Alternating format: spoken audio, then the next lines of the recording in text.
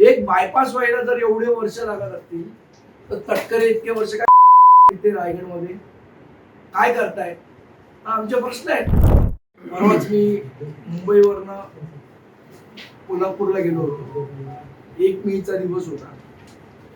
जवळजवळ आम्हाला सकाळी 7ला मुंबईवरनं निघाल्यानंतर मी साधारण महाडला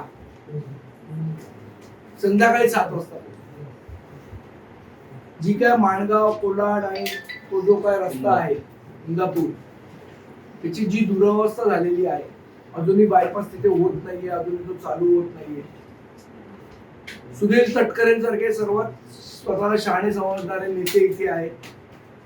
अदिती तटकरेंसारखे मंत्री इथे आहे. भरत गोगावलेंसारखे नेते आहे. असं असून आमच्या जिल्ह्याची ही हालत का आहे आमचा प्रश्न आहे. एक बायपास व्हायला जर एवढे वर्ष लागत असतील तर तटकरे इतके वर्ष काय इथे रायगडमध्ये काय करतायत हा आमचे प्रश्न आहेत.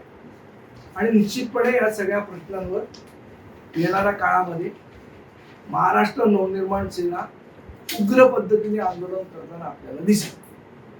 त्याच्या व्यतिरिक्त आपले काही प्रश्न असतील